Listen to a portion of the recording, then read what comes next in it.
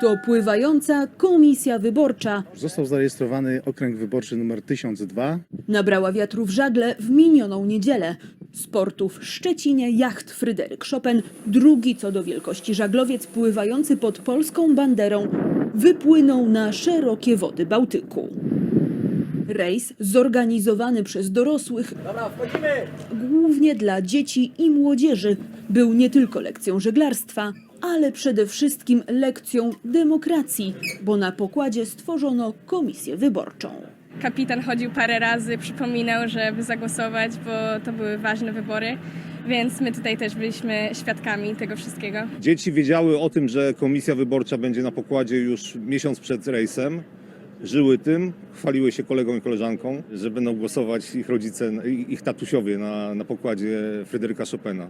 Trzyosobowa komisja w składzie kapitan, pierwszy oficer i mechanik zadbali o najdrobniejszy szczegół. Wszystko wedle ściśle określonych procedur. Była zapieczętowana urna. Była bandera powieszana na ścianie. Musiałem mieć zaświadczenie ze swojej komisji wyborczej, tak, które odpowiednio wcześniej przygotowałem. Lokal wyborczy mieścił się w mesie oficerskiej, a że tego dnia jednostka wypływała z portu, to członkowie komisji W związku z czym musi obydwa obowiązki pogodzić ze sobą. Także upewnić się, że w momencie, kiedy jest manewrowanie, nikt chętnie nie będzie chciał udać się do komputerowej komisji. takiego problemu na szczęście nie było.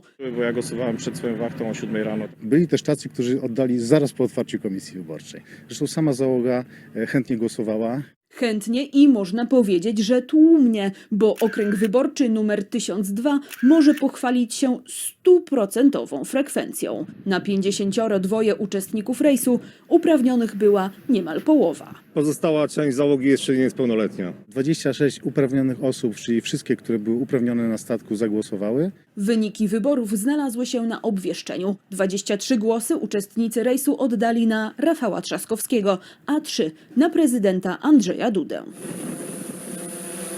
Jednostka już przybiła do portu w Gdyni i jak podkreślają żeglarze, to nie wyniki wyborów były dla załogantów najważniejsze. Jestem z tego bardzo dumny, że te dzieciaki na pewno do końca życia będą uczestniczyć w każdych wyborach.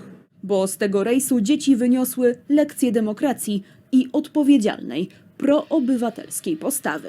Na pewno wyniosły to, że niezależnie od okoliczności, naszym takim obowiązkiem, prawem też jest to, żeby zagłosować. Głosując decydujemy o tym, co się stanie w przyszłości i jak się zmieni kraj, w którym mieszkamy, więc tak. Marta Balukiewicz, TVN24.